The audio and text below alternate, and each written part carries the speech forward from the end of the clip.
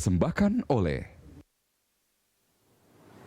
Pemirsa, kembali saya Fitri Megantara hadir menyapa Anda dalam spesial dialog selama 1 jam. Kami akan membahas mengenai peluang dan tantangan Indonesia pada pemberlakuan ASEAN Community 2015. Dan inilah pemirsa spesial dialog selengkapnya.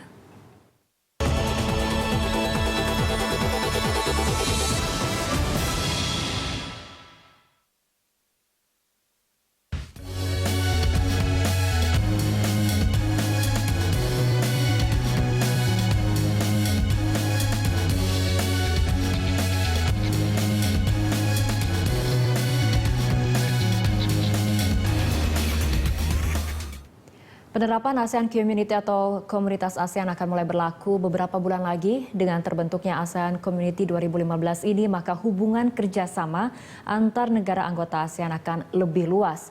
Dasar terbentuknya komunitas ASEAN ditopang oleh 3 pilar utama, yaitu komunitas politik dan keamanan, komunitas ekonomi, dan komunitas sosial dan budaya ASEAN. Bagaimana kesiapan Indonesia menghadapi ASEAN Community dan kebijakan apa saja yang sudah ditetapkan pemerintah terkait ASEAN Community? Apakah kita akan menjadi pemain atau justru menjadi penonton saat ASEAN Community mulai berlaku? Untuk membahasnya di studio Berita 1 telah hadir Direktur Jenderal Kerjasama ASEAN Kementerian Luar Negeri Republik Indonesia, Bapak Igusti Agung Wesaka Puja. Pak Puja, terima kasih telah hadir bersama kami di studio Berita 1.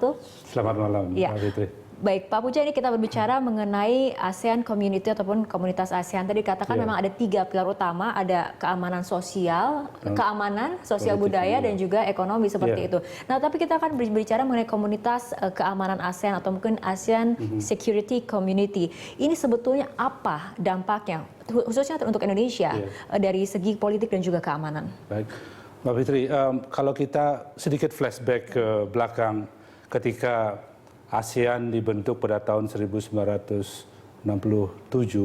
Jadi kelihatan sekali memang betapa pada suasana pada waktu itu, suasana perang dingin, yang kemudian dengan terbentuknya ASEAN, kita berhasil membentuk sebuah komunitas, sebuah masyarakat yang selama 48 tahun kita bisa menjaga perdamaian dan stabilitas di kawasan. Ini sebagai sebuah upaya yang bukan datang dari langit begitu saja, out of the blue kita mendapatkan keamanan dan stabilitas di kawasan, tetapi melalui sebuah komitmen yang luar biasa besarnya dari pemimpin-pemimpin ASEAN, termasuk para founding fathers kita pada waktu itu. Nah, dengan 48 tahun ini kita lihat bagaimana komitmen dari para pemimpin kita. Kita ingat ketika itu Bapak Adam Malik, mantan Menteri Luar Negeri kita, menyatakan bahwa sebuah visi masyarakat atau kawasan di Asia Tenggara itu adalah kawasan yang dapat berdiri atas kakinya sendiri, yang mampu melawan kekuatan-kekuatan asing yang berasal dari luar kawasan. Nah, ini komitmen ini terus dijaga sampai sekarang. 48 tahun kita nggak menyadari bahwa kita hidup dalam suasana stabil dan damai di kawasan. Berbeda dengan pada waktu tahun 67, ada masih suasana perang dingin. Nah, ini memberikan sebenarnya kesempatan yang sangat-sangat besar kepada kita untuk membangun ekonomi, sumber daya manusianya, dan kita lihat betul. Dan kemudian kita lihat betapa kawasan ini, kawasan Asia Tenggara, kemudian menjadi sebuah kawasan yang dilihat sangat strategis, baik dalam konteks geopolitik maupun geoekonomi. Nah, dari situ kelihatan betapa kemudian para pemimpin ASEAN terus berkomitmen untuk menjaga dan bekerja sama untuk membangun sebuah common security, common stability, dan juga common prosperity. Nah, dari ketiga pilar ASEAN yang Mbak Fitri tadi sebutkan, pilar politik keamanan, pilar ekonomi, dan pilar sosial budaya, sebenarnya ini nggak bisa terpilah sendiri-sendiri, berkaitan satu sama lain. Pilar politik keamanan ini kan seperti saya sampaikan tadi, 48 tahun kita diberikan anugerah, 48 tahun kita diberikan kesempatan dalam suasana yang damai dan stabil di kawasan untuk membangun perekonomian kita. 48 tahun kita diberikan kesempatan untuk membangun perekonomian. Nah, ini yang dimanfaatkan oleh bangsa-bangsa ASEAN yang 10 negara ini. Dengan demikian juga ketika ekonomi bagus, sosial budaya juga bagus, SDM kita bagus, pendidikan kita juga bagus. Nah ini runtutan dari situ nggak bisa kita pisahkan begitu saja bahwa seolah kita sudah seperti sekarang ini, tidak. Prosesnya lama sekali sejak 48 tahun yang lalu. Nah ini akan terus kita jaga, stabilitas dan keamanan di kawasan terus kita jaga. Ini sebuah komitmen yang terus kami di Kementerian Luar Negeri terus akan lakukan sampai kapanpun. Oke, untuk menjaga kestabilan seperti itu ya. Iya. Tapi yang namanya kemudian politik dan keamanan kan sifatnya dinamis seperti Iya, itu ya betul. Pak.